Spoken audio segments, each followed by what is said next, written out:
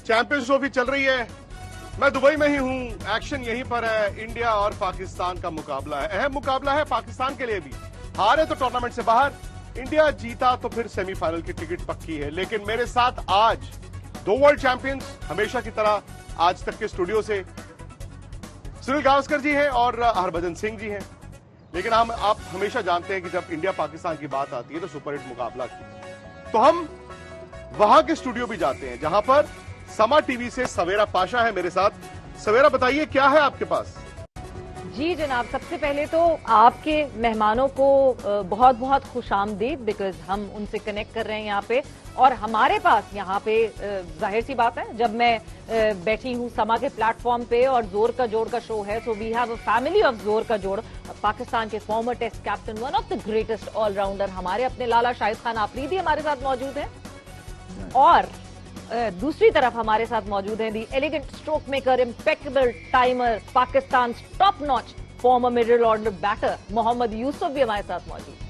विक्रांत, हमारी टीम की शुरुआत हमेशा ऐसी होती है, हमारी टीम हमेशा जो है वो एज अंडरडॉग शुरू करती है। मतलब चैंपियंस ट्रॉफी का मौका है तो 2017 क्यों नहीं हम याद कर लेते। 8th rank Pakistan team India से पहला मैच हारती और राइट ऑफ कर देते हैं सब, और उसके बाद क्या हुआ वो हम सबको पता है। तो ये तो हमारी टीम अभी वार्म अप हो रही है आहिस्ता आहिस्ता।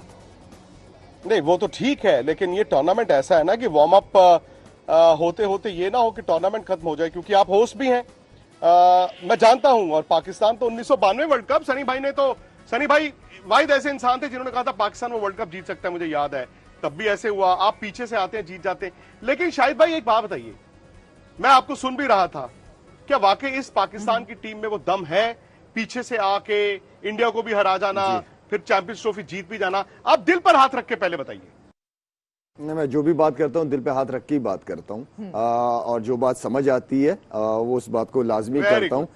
देखिए, पाकिस्तान टीम जितनी भी इस वक्त चैंपियंस ट्रॉफी की टीम्स आई हुई हैं वो सारी बहुत जबरदस्त तैयारी के साथ आई हुई है। सारी टीमें, उन्हें कंडीशन कॉम्बिनेशन क्या होना चाहिए, कंडीशन के हिसाब से सारी टीमों ने अपना होमवर्क बड़ा जबरदस्त तरीके से किया हुआ है। हम यहाँ पे थोड़ा सा सिलेक्शन के हवाले से मैं समझता हूँ कि 2-3 एक ओपनर, एक मिडिल ऑर्डर एंड देन एक अच्छा जेन्युइन स्पिनर आपके पास बेंच पे बैठा हुआ होना चाहिए था। तो यहाँ पे मैं समझता हूँ कि थोड़ी सी गलती हमसे बिल्कुल हुई है, हमारी सिलेक्शन कमेटी से गलती हुई है। और जिस तरीके की हमने लास्ट मैच की क्रिकेट खेली है, मेरे ख्याल में हम न्यूजीलैंड से बैटिंग भी अच्छी नहीं कर पाए, हम बॉलिंग भी अच्छी नहीं कर पाए। आखिरी के ओवर्स हम हमारे स्पिनर से जो एक्सपेक्टेशन थी, क्योंकि स्पिनर नहीं थे तो एक्सपेक्टेशन हमारी कंडीशन के हिसाब से ज्यादा थी स्पिनर से, वो भी हम नहीं कर पाए। थोड़ा सा हमने कप्तानी के हवाले से कुछ डिसीजन मैच के हिसाब से हमने सही नहीं लिए, जिसकी वजह से हम मैच आ रहे हैं। और जब सारी टीमें अच्छी तैयारी के साथ आई हुई होती हैं तो फिर गलती की गुंजाइश कम होती है। आपको तीनों बैटिंग, बॉलिंग एंड फील्डिंग तीनों के अंदर 100% देना पड़ेगा, जब जाके आप अच्छी और बड़ी टीमों के खिलाफ जीत पाएंगे। शायद मैं एक चीज जो देखी, कराची में कंडीशंस भी मुझे लगता है पाकिस्तान ने शायद मिसरीड की। दूसरी बात है, जब आप 321 चेज करते हैं और शाहिद आफरीदी, मोहम्मद यूसुफ, हम दो ऐसे बल्लेबाज जानते हैं जो जिनका खौफ था। शायद मैं ऐसा क्यों लगा कि पाकिस्तान जब बैटिंग करने आया, स्पेशली बाबर आजम, तो शायद ऐसा लग रहा था कि पाकिस्तान वनडे क्रिकेट में भी ड्रॉ ढूंढ रहा है। ड्रॉ तो नहीं था, एक तो थोड़ा सा ये था कि क्योंकि फखर की इंजरी हो गई थी, जिसकी वजह से वो अचानक ही कॉम्बिनेशन चेंज करना पड़ा। सऊद शकील को मैं समझता था कि ओपन नहीं करनी चाहिए थी, क्योंकि T20 के अंदर मोहम्मद रिजवान और बाबर आजम काफी अरसे से बड़ा अच्छी अंडरस्टैंडिंग, एक अच्छा कॉम्बिनेशन बना हुआ था उन दोनों का। तो मोहम्मद रिजवान को एज अ कैप्टन लीड करना चाहिए था, उसको ओपन करनी चाहिए थी। बाकी ये था कि थोड़ा सा लंबा लेके चले, थोड़ा स्लो, डॉट बॉल्स बहुत ज्यादा हमने खेली है, जिन डॉट बॉल्स पे जो हम पॉजिटिव इंटेंट की बात करते हैं वो सिर्फ छक्के चौकों से नहीं होता, वो सिंगल, डबल, स्ट्राइक रोटेट करने से भी होता है। तो जो इसी सिचुएशन में न्यूजीलैंड की टीम भी आ गई थी, लेकिन उन्होंने डॉट बॉल्स की बजाय स्ट्राइक रेट जो है वो रोटेट किया है, सिंगल्स पे ज्यादा फोकस किया है और अपनी पार्टनरशिप को बिल्ड किया है। तो ये वो गलतियां जो हमने की हैं। बिल्कुल। अब मैं भजीपा के पास आती हूँ और भजीपा की तरफ जो है जाऊंगी। जिस तरह हमने इंडिया बांग्लादेश का मुकाबला देखा, शुरू में कमर तोड़ दी बांग्लादेश की इंडियन बॉलर्स ने, बट मुझे एक पार्टनरशिप लगी। आपको लगता है कहीं ना कहीं दिस इज अ कंसर्न? एक तो यस, फील्डिंग लैप्सेस हमें दिखे और वो नहीं दिखने चाहिए। India is a very superior team in that mark, ODI number 1 team है इस वक्त, बट जो वो पार्टनरशिप इतनी लंबी लग गई बांग्लादेश के बैटर्स की, would that be a point of concern for you? शुक्रिया सवेरा। मेरे ख्याल से देखिए, जो गलतियां हुई हैं पिछले मैच में, वो फील्डिंग में जो लैप्सेस दिखे हैं, वो बहुत कम देखते हैं कि ये ऐसे लैप्सेस भारतीय टीम करे कि लगातार 2 से 3 कैच छूट जाएं और उसके बाद इतनी बड़ी पार्टनरशिप लग जाए। मुझे लगता है कि बीच में एक और बॉलर जो है वो ऐड किया जा सकता है। 2 लेफ्ट आर्मर खेलने की बजाय मुझे लगता है कि वरुण चक्रवर्ती बहुत घातक गेंदबाज हैं, वो बैठे हुए हैं, उनको खिलाना चाहिए था, जो कि शायद मुझे लगता है मैनेजमेंट नंबर 8 पे बैटिंग भी देख रही है। तो आपको सब चीज तो नहीं मिल सकती है। जो लैप्सेस हुए हैं उसको हम जरूर चाहेंगे देखना कि टीम इंप्रूव करे, वो फील्डिंग में और बेहतर हो, बट ये एक थोड़ा सा कंसर्न तो है ही कि इतनी लंबी पार्टनरशिप हो जाना और पार्टनरशिप तोड़ने के लिए आपके पास वो गेंदबाजी जो है वो ऐसी घातक ना हो, तो फिर अच्छी टीम आपको दोबारा मौका नहीं देगी गेम में आने का। ये तो बांग्लादेश थी जो 228 पे निपट ली। ऐसा भी हो सकता था कि जो अच्छी टीम कोई सामने लग जाए, कोई ऑस्ट्रेलिया जैसी टीम जिनके पास पीछे क्रम पे भी बल्लेबाज वैसे हैं कि जो मैच को आपसे दूर लेके जा सकते हैं, अगर 260, 70, 80 रन लग जाते तो फिर मुश्किल हो सकती थी। ये में एक मैटर ऑफ कंसर्न जरूर है पिछले गेम से, बट उम्मीद करते हैं कि इस मैच में गलतियां भारत कम करेगा। मैं चाहता था भज्जूपा और शाहिद भाई, अगर आप दोनों का, क्योंकि मैं आप दोनों का आपस का व्यू जानना चाहता हूं। ठीक है, मैं और सवेरा तो आपसे सवाल पूछ ही रहे हैं, लेकिन मैं चाहता हूं ना, दो फियर्स क्रिकेटर्स की तरह आप अगर दोनों एक दूसरे की क्रिकेट को देख रहे हो तो कैसे देखेंगे? भज्जूपा, आप और शाहिद भाई अगर बात करें। देखो, मैं ये जो पाकिस्तान की प्रेजेंट टीम है, मैं इसको इसी तरीके से देख रहा हूँ कि ये वैसी टीम है जो बहुत सालों से ऐसी टीम पाकिस्तान की देखी नहीं। पाकिस्तान के साथ मुकाबला होता था तो हमेशा लगता था कि सामने टीम ऐसी है कि जो आपको लताड़ सकती है, हरा सकती है, क्योंकि उनके पास स्टार प्लेयर्स थे, उनके पास वो पावर पैक खिलाड़ी थे, गेंदबाजी बहुत अच्छी थी और एकजुटता दिखती थी। तो यहाँ इस टीम में ऑब्वियसली मुझे कुछ ऐसे स्टार पावर जो अपने दम पे मैच जिताने वाले तो लोग जरूर होंगे, बट वो एकजुटता दिखती नहीं है। पाकिस्तान, मुझे लगता है कि इंडिविजुअल बेसिस पे उनके पास अभी भी खिलाड़ी हैं जो उनको किसी भी एक पर्टिकुलर दिन में उनको शायद मैच जिता सके, पर जब कहे ना कि ज्यादातर आपके पास 6, 7, 8 खिलाड़ी ऐसे होने चाहिए जो आपको चैंपियनशिप जिताते हैं, वैसी टीम मुझे नहीं नजर आती। हो सकता है मेरा नजरिया ऐसा है, या मुझे नहीं नजर आ रहा। बाकी शायद वहां पे उनके साथ काफी टाइम स्पेंड भी करते हैं, वहां की क्रिकेट कुछ ज्यादा बेहतर समझते हैं, बट ये टीम को अगर मुझे कंपैरिजन करना होगा 90s की पाकिस्तान की टीम या अर्ली 2010 तक की टीम या 11-12 तक की टीम, तो वो बहुत सॉलिड टीम्स थी। हमेशा उनके सामने मैच खेलने में लगता था कि मैच होगा, सामने दमदार टीम है। तो ये शायद अब चीजें वो है कि भारतीय टीम के पास खिलाड़ी भरपूर है, नो डाउट। 17 में आप जीते हो, वो भी एक वो बड़ी जबरदस्त इनिंग फकर जमान की, वो इंडिविजुअल ब्रिलियंस के हिसाब से मैं कहता हूं कि वो आप सीरीज जीते हो, बट कहीं ना कहीं अंतर बहुत आ गया। मुझे लगता है कि जो टीमें पहले बराबरी पे खड़ी होती थी, वो अब भारत थोड़ी सी आगे मुझे लगती है हमेशा पाकिस्तान से। बाकी ये मेरा व्यू है, शायद क्या कहेंगे, मैं उनसे जानना चाहता हूँ कि what he feel, is there a difference in opinion, या लगता है कि नहीं ये टीम में वाकई दम है पाकिस्तान की? नहीं, मेरे ख्याल में बज्जी ने ऑलमोस्ट बिल्कुल ठीक बात की है, बिल्कुल सही कह रहा है बज्जी। 90s की टीम के साथ इसको टीम को तो नहीं, पाकिस्तान की टीम को हम कंपेयर कर सकते हैं। पहले आपके पास जो हमेशा बात करता रहा हूं कि मैच विनर्स की कमी है। मैच विनर्स, जिस तरह बज्जी ने कहा कि हाँ आप मैच जितवा सकते हैं, लेकिन कोई ट्रॉफी उठाना, उसके लिए आपके पास मैच विनर्स वाकई होने चाहिए। उन बड़ी टीमों के खिलाफ आपका माइंड सेट किस तरीके से खेलता है, वो सबसे ज्यादा इंपॉर्टेंट चीज है, जो कि अब इस टीम के अंदर, क्योंकि मैच विनर ना होने की वजह से मैं हमेशा सवेरे यही बात करता हूं कि हर 11 जो लड़के खेल रहे हैं, उन 11 की थोड़ी थोड़ी परफॉर्मेंसेस सबकी होनी चाहिए। ये ना हो कि 2 की बैटिंग में हो गई या 1-2 की बॉलिंग में हो गई। हर एक प्लेयर को कंट्रीब्यूट करना पड़ेगा बड़े इवेंट को या मैचेस को जीतने के लिए। तो आई एम एग्री जो बजी कह रहा है। बिल्कुल। यूसुफ, कंट्रीब्यूशन जिस तरह बात हो रही है इस वक्त कंट्रीब्यूशन, यूसुफ भाई अगर मैं आपसे सवाल, हम जब पाकिस्तान की कंट्रीब्यूशन की बात करते हैं, ये सही बात है कि मगर ये माननी पड़ेगी कि ऑन पेपर एज फेवरेट्स जाएगी, मैं यूसुफ की तरफ आ रही थी, एज फेवरेट्स जाएगी इंडिया, और पाकिस्तान जो है वो जाहिर सी बात है एक मैच हार कर आई भी होगी। Yusuf, what do you suggest के क्या करना चाहिए पाकिस्तान टीम को उस प्रेशर को ऑफ करने के लिए खुद से?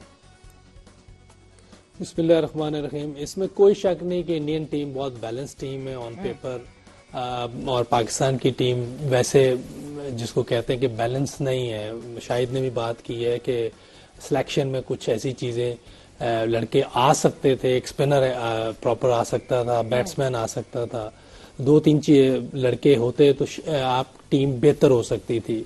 और एक चीज़ याद रखें, जब बड़ा टूर्नामेंट होता है और पाकिस्तान इंडिया की गेम होती है, एक प्रेशर ज़रूर होता है। उस प्रेशर में आपने देखा होगा कि 2017 की चैंपियंस ट्रॉफी में भी ब्रिलियंस ठीक का, बजी ने भी ठीक कहा है कि इंडिविजुअल प्लेयर्स से, जैसे फ़खर जमान की इनिंग थी और आमिर का ऊपर से स्पेल था, इन दोनों ने मैच ख़त्म कर दिया। ये चीज़ें हो सकता है हमारे इस मैच में शाह 5 आउट कर दे, नसीम शाह ले सकता है। बैटिंग में आप देख सकते हैं कि बाबर 50 किया है, गो बहुत स्लो 50 है बात समय, लेकिन क्योंकि पास में स्कोर करता हुआ नहीं आ रहा था, अब मुझे लगता है कि उसको 50 हुई है, थोड़ा सा कॉन्फिडेंस मिला हो, वो अच्छी इनिंग खेले इंडिया के खिलाफ, इंडिविजुअल ब्रिलियंस को ऐसी इनिंग खेल दे जिससे हम आउट क्लास कर दें इंडिया को। लेकिन ये बात तो तय है कि उनकी टीम बहुत बैलेंस है इंडिया की टीम। उनके पास स्पिनर्स भी हैं, फास्ट बॉलर्स भी हैं, बैटिंग बॉल लंबी है उनके पास। फील्डिंग में मैंने काफ़ी अरसे बाद देखा है कि उनकी फील्डिंग में लैप्स आए हैं, वरना उनकी फील्डिंग भी बहुत ज़बरदस्त चल रही थी काफ़ी अरसे से। पास्ट में अगर देखें 92 में, 96 में, 99 में हमारी टीम बहुत स्ट्रांग होती थी। इनकी टीम में अच्छे प्लेयर थे, इसमें कोई शक नहीं। सचिन था, कपिल बाजी थे, और भी प्लेयर हो सकते हैं, लेकिन हमारी टीम इनसे बहुत बेहतर होती थी। लेकिन ये क्योंकि इवेंट बड़ा होता है, प्रेशर होता है, तो जो टीम अंडरडॉग होती है वो भी जीत जाती है। तो हमारी टीम उससे बहुत बेहतर होती है, लेकिन हमेशा इन्होंने वर्ल्ड कप में हमें मारा है। तो चैंपियंस ट्रॉफी में मेरा ख्याल है हमने इनको बहुत मरतबा मारा है, 2004 में भी मारा है, 2009 में भी मारा है, 2017 में भी मारा है, और उम्मीद करते हैं कि इस बार भी टीम अच्छा खेले। लेकिन बैलेंस देखा जाए दोनों टीमों का तो इंडिया फेवरेट है, इसमें कोई शक नहीं।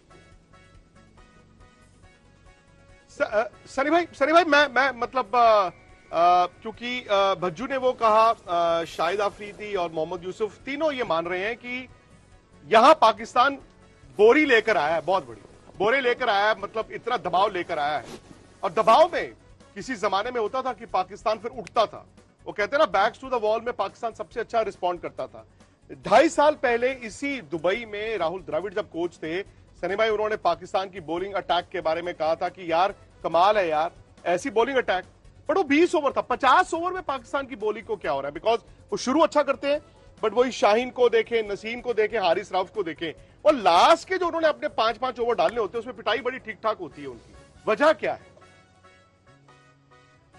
देखिए, अगर आप जब कौन से पिचेस पर खेल रहे हैं ये इंपॉर्टेंट होता है।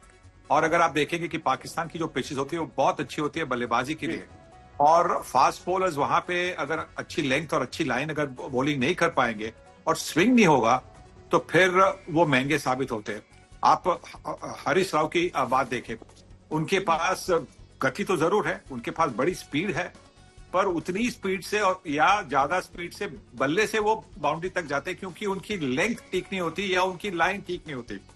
जब शाहीन शाह अफरीदी गेंदबाजी करते हैं, नया गेंद होता है तो स्विंग होती है तो खतरनाक होती है।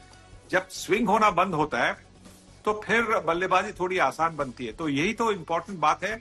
और जो इमरान खान, वसीम अकरम, वकार यूनुस जब वो गेंदबाजी करते थे तो उनके पास वो कंट्रोल था लाइन और लेंथ पर, और मूवमेंट भी बहुत ज्यादा करते थे इन दी एयर और पिच पर गिरने के बाद, इसलिए वो इतने महान और खतरनाक गेंदबाज थे। तो मैं सिर्फ इतना जानना चाहता था सवेरा सबसे कि एक थॉट है, एक स्कूल ऑफ थॉट ये कहता है कि अगर फ्लैट विकेट हो तो इंडिया को एडवांटेज है, और जिस तरह की विकेट पे कल बांग्लादेश, परसों बांग्लादेश और इंडिया का मैच हुआ था, उस तरह की विकेट पे पाकिस्तान का चांस बढ़ जाता है। तो मैं चाहता हूं चारों अगर छोटा छोटा इसका जवाब दे, सनी भाई, भज्जू, शाहिद भाई, यूसुफ भाई, उसके बाद फिर सवेरा आप सवाल कीजिए। सनी भाई आपसे शुरू करते हैं। बिल्कुल सनी भाई। हाँ। एक स्लगिश विकेट जिस तरह की बांग्लादेश के मैच में दुबई में थी, क्या वो पाकिस्तान को चांस देता है ज्यादा?